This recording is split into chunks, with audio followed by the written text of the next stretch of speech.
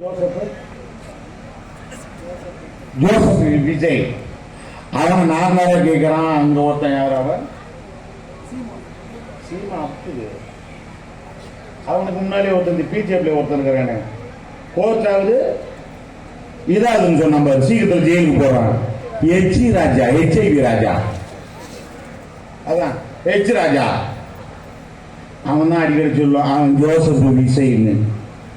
இவன் சீமா அண்ணன் பேர் அண்ணன் சொன்னாங்கல்ல, சீமா 1ஆம் நம்பர் பொம்பளை பிரிவு. என்னுடைய சகோதரிகள் முன்னால் சொல்லுகிறேன், ஒரு செய்தியை ஊடகத்திலே நீங்கள் கூட அவன் பேட்டி அளிக்கும் போது சொன்னான், விஜயலட்சுமி நடிகை விஜயலட்சுமியை பற்றி கேட்கிற பொழுது அவன் சொல்லுகிற பொழுது சொல்லுகிறான், அவன் என்ன குச்சிக்குள்ளே குத்த வச்சிருந்தாங்களா, நான் அவளுக்கு தீட்டு சோழமாட்டுக்குள்ள போய் கண்டமான பேசலாம். பக்கத்தாலே சகோதரிகள் இருக்கிறார்கள், அவன் முகத்திலே காரி உமிழ்ந்திட வேண்டாமா?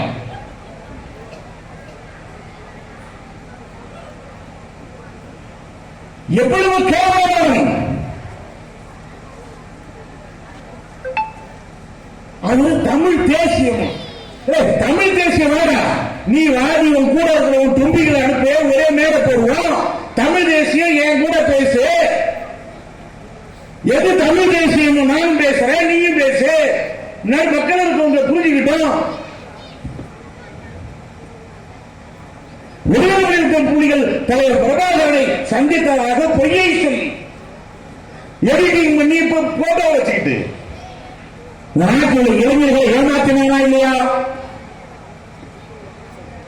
அவன் இன்னைக்கு அவன் ஜெயிலுக்கு போறவன், சீக்கிரம் ஜெயிலுக்கு போறவன். அவனுக்கு பிஜேபி எல்லாம் விட்டு கொடுக்குறான். இங்க உயர் நீதிமன்றத்தில் வழக்கு கூப்பிட்டாங்க, உச்ச நீதிமன்றத்துக்கு போனா, உச்ச நீதிமன்றத்தில் சுருக்கமா உங்களுக்கு சொல்றேன், செட்டில்மெண்ட் பண்றாங்க. செட்டில்மெண்ட் என்ன அர்த்தம்? இவன் தப்பு பண்ணிட்டு தான் அர்த்தம், பேச முடியும் தான் அர்த்தம். செட்டில்மெண்ட் பேச முடியும் தான் அர்த்தம். அதுவே தப்பு. அது என்ன நீதிமன்றம் தெரியல. நீதிமன்றத்தை நம்ம விமர்சனம் பண்ணா நம்ம நீதிமன்ற அவமதிப்பு வழக்கு பாஞ்சா போது அநீதியை சொல்லுகிறது. நீதியை பேசுவதற்கு இந்த நாட்டில் இருக்கக்கூடிய ஒவ்வொரு தனிமனிதனுக்கும் சுதந்திரம் உண்டு.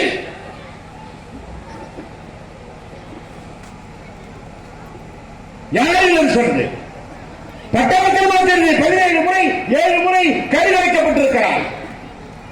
விசாரணை தெரிகிறது. அவருடைய சகோதரி துன்புறுத்தப்பட்டிருக்கிறார். விசாரணை தெரிகிறது. அவன் மீது வழக்கு இருக்கிறது. விசாரணை தெரிகிறது. அவனை என்ன பிடிச்சி உள்ள போட்டுக்கணுமே இல்லையா?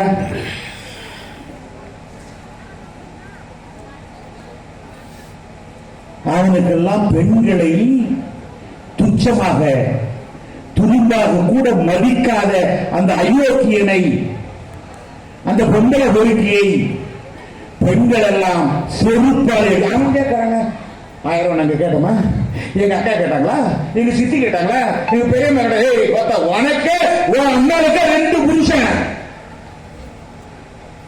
நீ எங்க அப்புறம் சொல்ற சொல்ல? அவன் தமிழ் கிடையாது. அவன் அம்மா கையில விட்டாங்க. அங்க போய் பெற்றுக்கிட்டு அவன் இங்க வந்தா.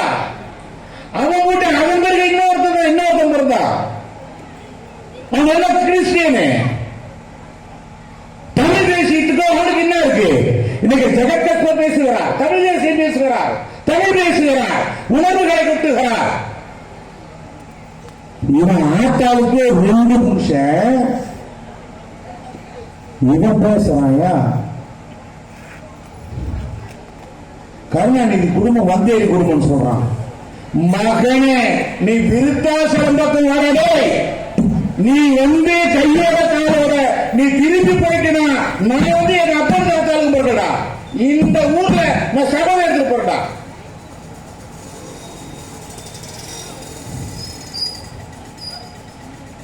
அவன் யாருங்க?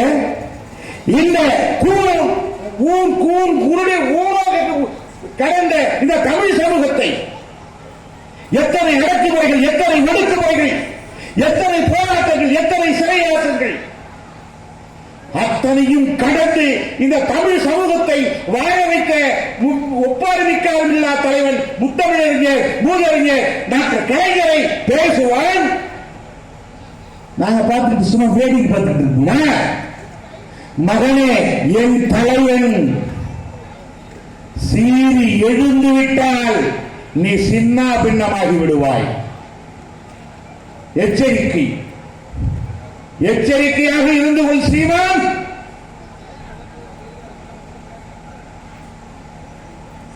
ஒரு விஷயம் சொல்லிட்டா,